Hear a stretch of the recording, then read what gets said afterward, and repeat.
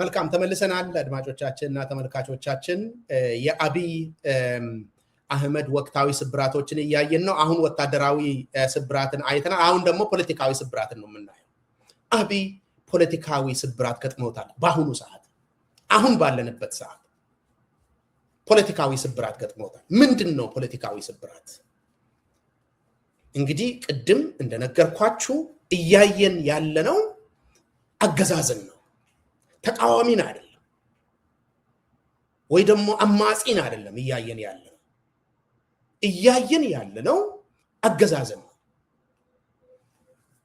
አብይ ወደ ስልጣን ሲመጣ የፖለቲካ ሐሳብ የለው ይሄንን ሁሉም ሰው የሚያውቀው ሁሉም ሰው የሚያውቀው ነገር ነው እንደምታስታውሱት እናንተ ምን እየሰራችሁ ነው ይሄ መንግስት ስር ገብታችሁ ምን እየሰራችሁ እንደሆነ አልገባንም ብለው ደጋፊዎቹ ሲያሰቃዩት ግንቦት 7 እዛን ጊዜ ግንቦት 7 ነበር የሚባሉት አንዳርጋቸው ጽጌ አንድ ቦታ ላይ ብቅ ብሎ ምን ማለታችሁ ነው ይሄንን መንግስት እኮ ስራ የሚሰራው ስራ እያሰራ ነው ያለነው እኛንን ስራ የጀመረው እኮ የኛን የፖለቲካ ሮድ ማፕ ይዞ ነው ያለው አንዳርጋቸው ዛሬም ቪዲዮ አለ ከፈለጋችሁ ማየት ትችላላችሁ ያ ነገር እኔ ውሸት አይመስልኝም ከዛ በኋላ ከዛ በፊትም ሲደረጉ የነበሩ የፖለቲካ ፉከራዎች የፖለቲካ እርምጃዎች የግንቦት 7ን ፍላጎቶች የሚያንጸባርቁ ናቸው ስለዚህ አንዳርጋቸው ውሸቱን ነው አልልም እኔ ነገር ግን እየተናገርኩ ያለሁት ምንድነው ቅድሙኑ አብይ የፖለቲካ ሐሳብ ያለው ሰው አይደለም አገሪቷን ሰብስቦ የሚመራበት የፖለቲካ ፍልስፍና የለው የፖለቲካ አይዲዮሎጂ የለው ካድሬዎቹ በተደጋጋሚ እንደሚናገሩት ምንድነው የናንተ አይዲዮሎጂ ሲባል እኛ ያየነውን ነገር ሁሉ ነው የምንጠቀመው ነው የሚሉት ይሄንን ነገር ለመግለጽ ይመስለኛል የዛሬ አያደርገውና ጌታቸው ረዳ አብይ የፖለቲካ ድንክ ነው ያለው ትክክለኛ አገላለጽ የፖለቲካ ድንክ የጌታቸው አባባል መሪ ሐሳብ የለውም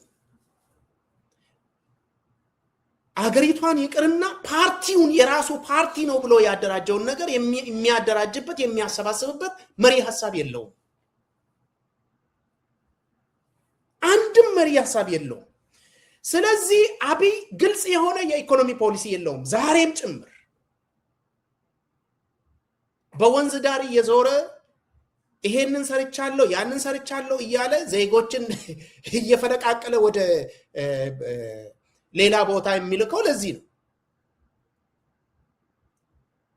የወንዝ ዳርቻ ልማት እያለ አንድ ጊዜ ጎንደር አንድ ጊዜ ወንጪ አንድ ጊዜ ደቡብ ላይ ይሄ ነው የኢኮኖሚ ፖሊሲ ብሎ የሚያወራው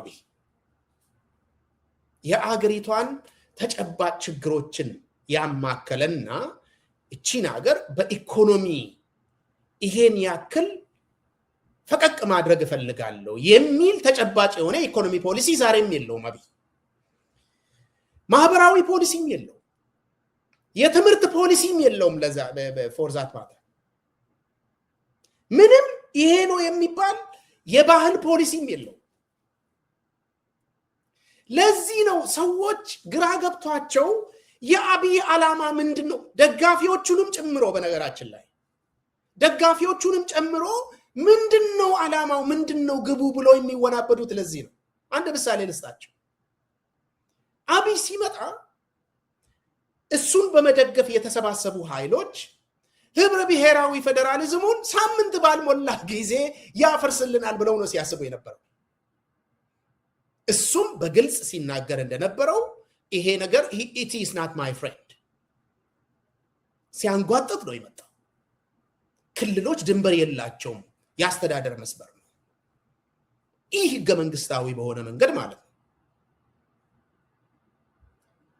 ኦሮሚያ ላይ የነበረ ጊዜ ደግሞ 100 ቋንቋ ያወራን አገር መገንባት አንችልም ብሎ የተናገረ ሰውዬ ነው እንግዲህ ኢትዮጵያ ከደርግ ጊዜ ጀምሮ በጽሁፍ አጥንታ ተንተና መዝግባ ያስቀመጠችው ከ80 በላይ የሆኑ ቋንቋዎች ያለባት ሀገር ናት። ደርግ ነው በነገራችን ላይ ይሄንን የሰራው የደርግ መንግስት ነው። የብሔረሰቦች ጥናት ኢንስቲትዩት የሚባል ተቋም ፈጥሮ ያ ተቋም ነው ይሄንን አጥንቶ ተንትኖ ያስቀመጠው። ዛሬም ዶክመንታቸው አለ። ኢህአደግ ሲመጣ በነገራችን ላይ ያንን ነገር አሻሽሎ ነው ወዲያው ወደ ስራ የገባው እንጂ ምንም ተጨባጭ የሆነ ጥናት የለውም። ኢህአደግ ብዙ አይነት የብሔርን ያማከለ ጥናቶችን አጥንተው ካርታ ሁሉ ሰርተው 7 ካርታዎችን ፈጥረው ከ7 በክርክር በዲቤት ወደ 2 አወርደው 2 አማራጮችን አቅርበው ነው የ1987ቱ በግሪጎሪያን ካሌንደር ማለት ነው ህገ መንግስት ወጥቶ አንዳንድ አካባቢዎች ራስ ገዝ ተብለው ሌሎች አካባቢዎች ደግሞ አዲስ አስተዳደራዊ ድንበር የተበጀላቸው ያ ነገር ጊዜ it's too late too little የሚባል ነገር ነው የሆነው። ያንን መጥቶ ኢህአደግ ለሁለት የከፈላቸውን ለ3 የከፈላቸውን ብሔሮች አንድ ላይ ሰብሰብ አደረገና ለምሳሌ የብሔረሰቦች ጥናት ኢንስቲትዩት ኦሮሚያን በሚመለከት ምዕራብና ምስራቅ ኦሮሚያ ብሎ ነው ምዕራብ ኦሮሞ ምስራቅ ኦሮሞ ብሎ ነው ያስቀመጠው። አንድ ምሳሌ ብቻ ልስጣችሁ ብዬ ነው።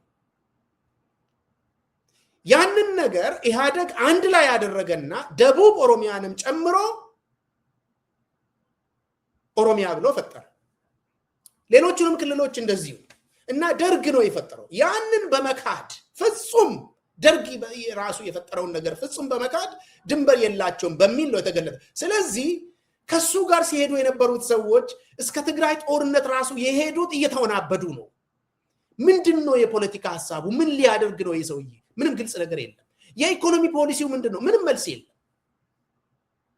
የባህል ፖሊሲው ምንድነው? የቋንቋ ፖሊሲው ምንድነው? ምንም ተጨባጭ የለም። አንዱ ጠንከር ብሎ ሲወጣ እሱን ላለማስከፋት አብይ የሆነ ነገር ያደርጋል ዛሬ።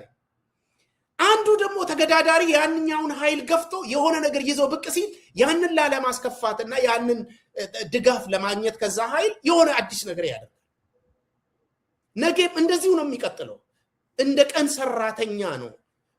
የፖለቲካ ስትራቴጂ የለው። አሁን ችግር የሆነው ይሄ ባለፉት 8 ዓመታት ውስጥ የነበረ አይደለም እንዴ? ምን አዲስ ነገር ተፈጠረ ካላችሁ አዲስ የተፈጠረ ነገር ስላለ ነው ይሄንን ያወራው ያለው። የፖለቲካ ስብራት እያልኩ ያለሁት ይሄንን ብቻ አይደለም። ይሄ መሰረቱ ነው። ሌላ ነገር አለ። ዋናው የአብይ የፖለቲካ ስብራት አንደኛ የነበረው ድጋፍ እንደ ጉም ተኖ መጥፋቱ። አብይ የነበረው ፖለቲካዊ ድጋፍ እንደ ጉም ተኖ ጠፍቷል። በአሁኑ ሰዓት ተኖ ነው የጠፋው።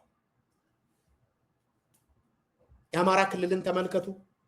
ኢትዮጵያ ውስጥ ያሉ የተለያዩ አካባቢዎች ያሉ ከተሞችን ተመልከቱ። በተለይ ከተሞች ላይ አብይ የነበረውን ድጋፍ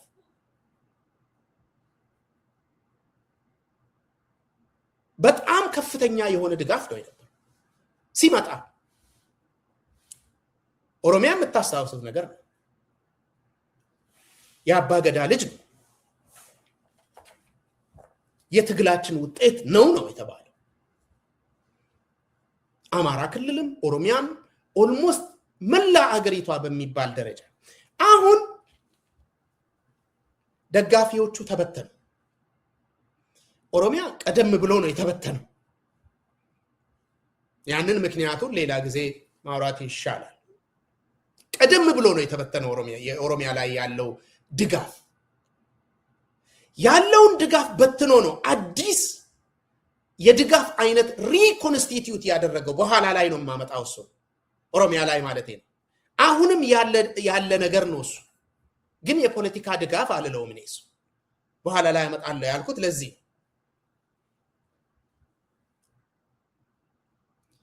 የዚህ አብይ የነበረው ፖለቲካዊ ድጋፍ አይነተኛ ማሳያ አሁንም የትግራይ ጦርነት ከሉኩ እስከ ሉቡ የሚባል ፕሮፓጋንዳ ነበረ ኦሮሚያ ውስጥ። የትግራይ ጦርነት ጊዜ የአብይ ካድሬዎች የሚያካሂዱት ሉኩ ማለት ዶሮ ነው፣ ሉቡ ማለት ህይወት ነው። ከዶሮ እስከ ህይወት እንከፍልበታለን የሚል ዘመቻ ሲያካሂዱ ነበር። አሁን ከልኩ እስከ ልቡ ፕሮፓጋንዳ የለም። ለዚህ ነው ምንም አይነት ወታደራዊ እርምጃ ከመውሰድ የተቆጠበው አንዱ ለዚህ ያ ድጋፍ የለም። አብይ ያሰባሰባቸው ኃይሎች የሉም። ከሰሜን ጫፍ እስከ ደቡብ ጫፍ ከምዕራብ እስከ ምስራቅ ሁሉም ሰው አሁን አብይን ሰልችቶታል። አልቻለም እንጂ ቢቻል እንዴት እንገላገለው የነን ሰው የሚል እንጂ ለአብይ ይሄን ያክል ድጋፍ አለኝ ብሎ የሚፎክር የለም። ነገር ግን ለጥንቃቄ እንዲመቸን አብይ ሪኮንስቲቲዩት ያደረጋቸው መሰረቶች እስካሁንም ያሉ የፖለቲካ ምሰሶዎች አሉ። ግን የፖለቲካ ድጋፍ አልለውም። እኔ እሱን አንድ ሁለት ምሳሌዎችን እሰጣቸዋለሁ። ለምሳሌ ኦሮሚያ ውስጥ ያለውን ድጋፍ መጀመሪያ በተነ። ከዛ በኋላ ደግሞ የራሱን ሪኮንስቲቲዩት አደረገ። ምንድነው ሪኮንስቲቲዩት አደረገ የምላችሁ? በኦሮሚያ ብሔራዊ ትግል ላይ የሚመሰረት ድጋፍ በተነ። መጀመሪያ ላይ ታግለናል፣ ኢህአዴግን ጥለናል፣ ራሳችንን የቻለን የፖለቲካ ኃይል ሆነናል የሚለውን በተነ። አሰረ፣ ገደለ፣ አሳደደ። ከዛ በኋላ በሱ ላይ የሚደገፉ በሱ ፍቃድ የሚተነፍሱ በማስፈራሪያና በገንዘብ ሰበሰባቸው። እነኚህ ዛሬም አሉ። እሱ ነው እኔ ፖለቲካ ድጋፍ አልለውም የምላችሁ። ለዚህ ከፍተኛ ሀብት ያሰባሰቡ ባለ ሀብት ተብለው ዛሬ የተጨባበጡ አንድ ጊዜ ሪል ስቴት፣ አንድ ጊዜ ምን ግንባታ እየተባለ አብይ የጨበጠ የሚሸልማቸው ሰዎች አሉ ከኦሮሚያ ዛሬ በግልጽ የሚታዩ። እነኚህ አብይ ኦቨርናይት የፈጠራቸው ባለ ሀብቶች ናቸው። ነገር ግን ስራቸው ባለ ሀብት ብቻ አይደለም። ለአብይ ፖለቲካ እንደ ጎማ ቪሂክል መንጃ የሚረዱ ሰዎች ናቸው። የአብይ የፖለቲካ ፕሮጀክቶች ተፈጻሚነታቸው የሚረጋገጠው በእነኚህ ሰዎች መንገድ ነው።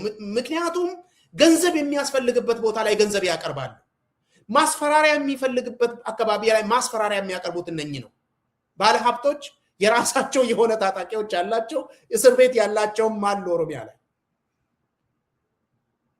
አብይ ማስፈራራት የሚፈልገውን ሰው ራሱ ሄዶ ወይ መከላከያ ልኮ ምናምን አይደለም። ኦሮሚያ ላይ ባለሀብት ነው የሚያስፈራራ። ካስፈለገ እንገለሃለን የሚል አሉ ዛሬ። ባለፉት ጥቂት ሳምንታት ላይ 120 የሚባል ኦሮሚያን ቁም ስቅሉን የሚያሳይ የዘራፊዎች ቡድን ሰምታችኋል። ይሄ አንድ ምሳሌ ብቻ ነው። 120 የሚባለው በነገራችን ላይ የደህንነት መስሪያ ቤት ከማዕከል ያደራጀውና የሚያንቀሳቅሰው ይሄ የአገዛዝ መዋቅር ነው እንጂ የዱርዬዎች ስብስብ አይደለም፣ ማፊያ አይደለም። የአብይ የፖለቲካ እና የአስተዳደር አቅም ሰውን መግደል፣ መዝረፍ፣ ማዋረድ፣ ክድናፕ አድርጎ ማጥፋት። ስለዚህ እነኚህ የፖለቲካ ደጋፊዎች አይደሉም። ነገር ግን የአብይ አቅም ማሳያ የፖለቲካ አንቀሳቃሾች ናቸው፣ በተለይ ኦሮሚያ ላይ። ከዛ ውጪ ደግሞ በፍጥነት ልነግራቸው የምፈልገው እንደ ፖለቲካ አክተር በዚህ ዘመን እንዳውም ከፖለቲካ አክተሮች በላይ ሆነው እየታዩ ያሉት የሃይማኖት መሪዎች ናቸው። በተለይ ኦሮሚያ ላይ በኦርቶዶክስ፣ በሙስሊም፣ በጴንጤ የሃይማኖት መሪዎች፣ እኔ ሁሉም እያልኩ አይደለም፣ ግን የተመረጡ የሃይማኖት መሪዎች የአብይ የፖለቲካ አስፈጻሚዎች ሆነው እየሰሩ ነው። እንግዲህ ይሄ የፖለቲካ ደጋፊዎች ብዬ አልጠራም እኔ። ምክንያቱም የፖለቲካ ደጋፊ ማለት አንተ የምታቀርበውን የፖሊሲ አማራጭ ወይ ደግሞ እጠቅመሃለሁ የምትለውን ነገር ነግረኸው ስታሳየው ጥቅሙን አይቶ የሚደግፍ የፖለቲካ፣ የማህበራዊ፣ የኢኮኖሚም ጥቅም ሊሆን ይችላል።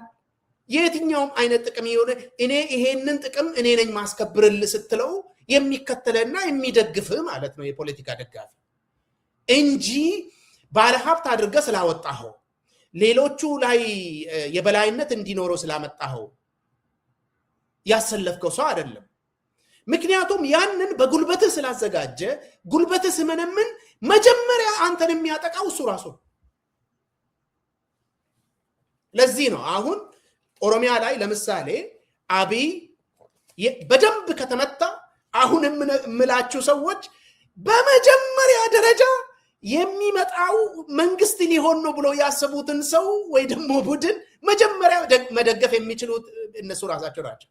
ይደግፋል።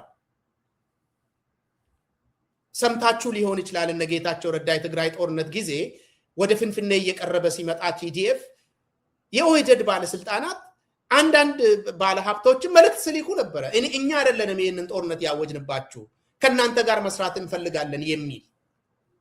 ይሄ ግን ቀርቷልን ነው።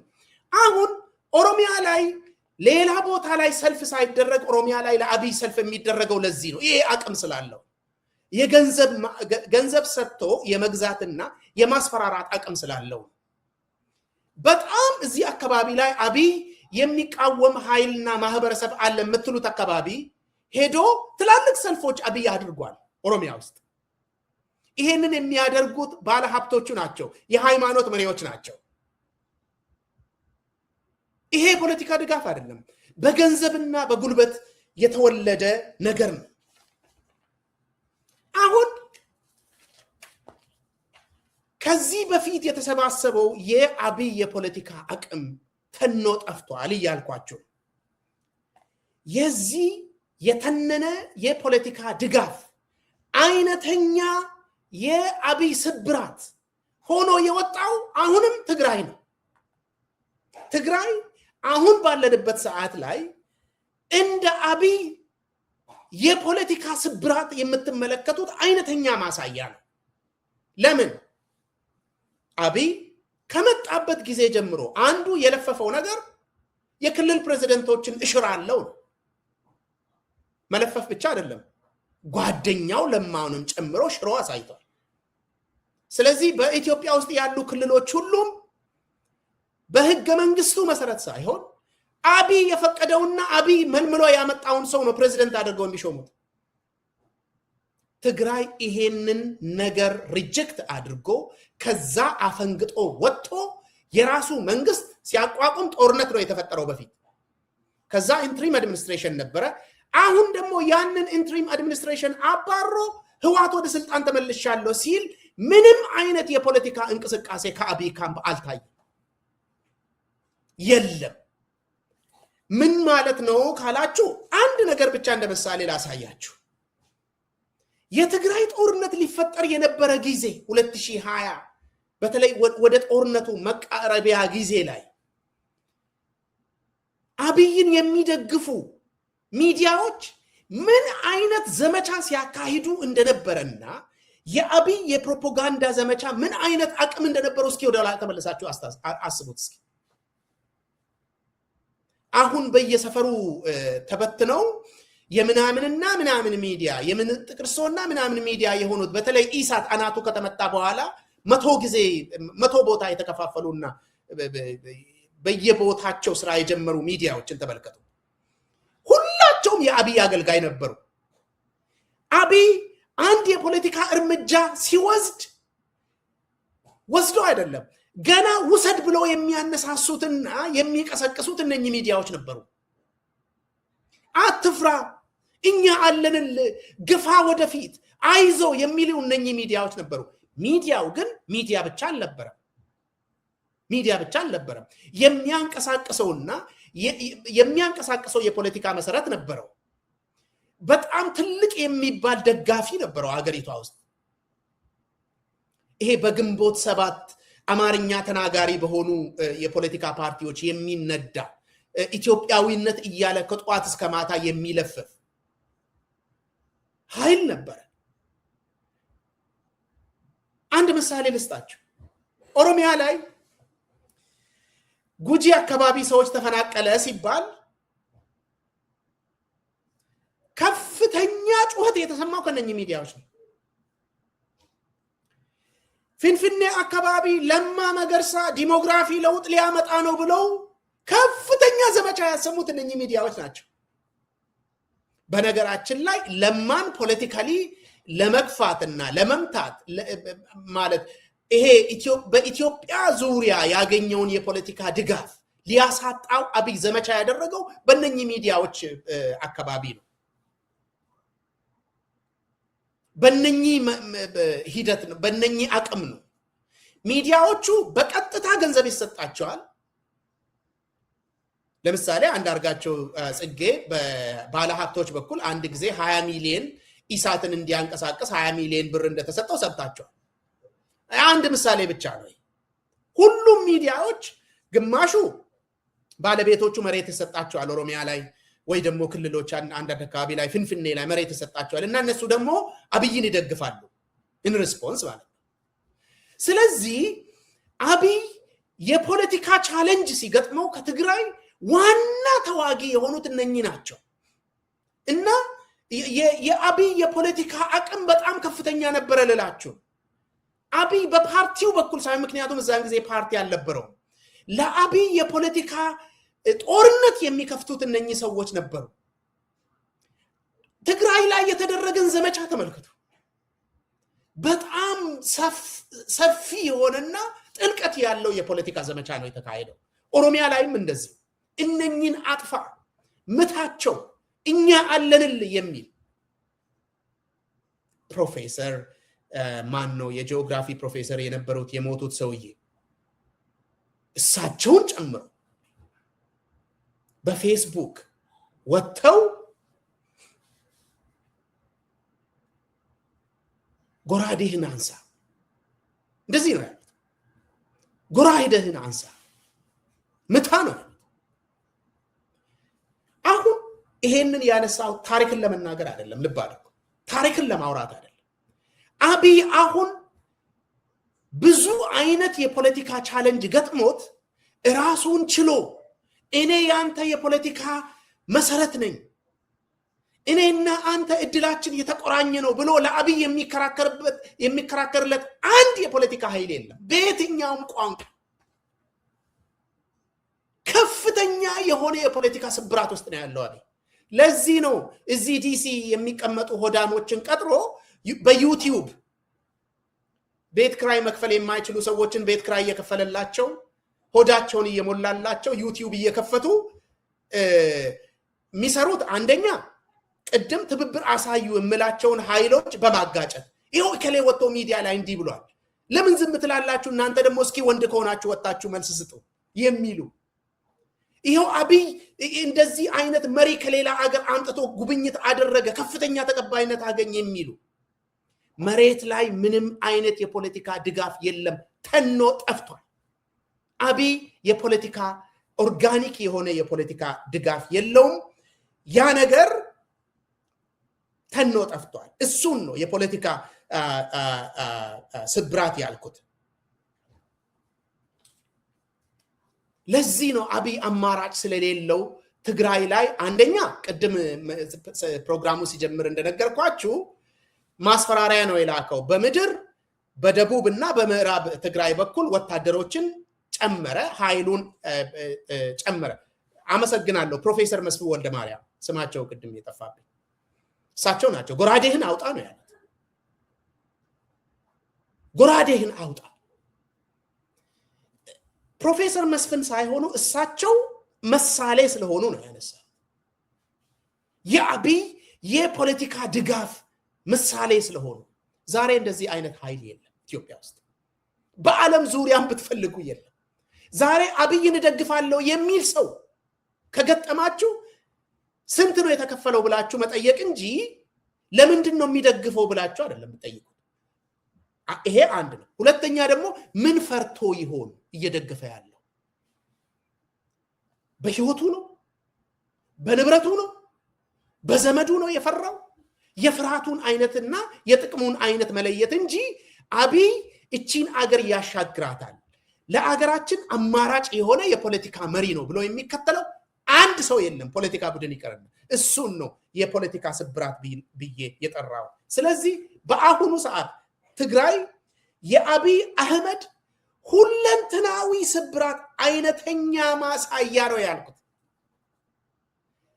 የፖለቲካ የወታደራዊም ስብራት በኋላ እንደማወራው የዲፕሎማሲም ስብራት ማሳያ ናት ትግራይ ዛሬ የሁሉም አይነተኛ ማሳያ በእንግሊዘኛ ማይክሮኮዝ የሚሉት አይነተኛ ማሳያ ነው የሆነችው ትግራይ አብይ እንደሱ እንደዚህ አይነት ምሳሌ በፍጹም አይደለም ኢትዮጵያ ውስጥ ከኢትዮጵያ ውጪም እንደዚህ አይነት ኃይል እንዲታይ አብይ አይፈቅድም በፍጹም አይፈቅድም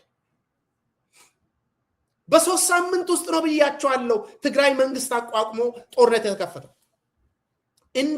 እንደ አብይ ትግራይ ዛሬ እሳት ዘንቦባታል እሳት ከላይና ከታች አልተቻለም ምክንያቱም የወታደራዊ ስብራት አለ ፖለቲካዊ ስብራት አለ አሁን ደግሞ ዲፕሎማሲያዊ ስብራትን ነው የምናየው ከሙዚቃ ሽግግር በኋላ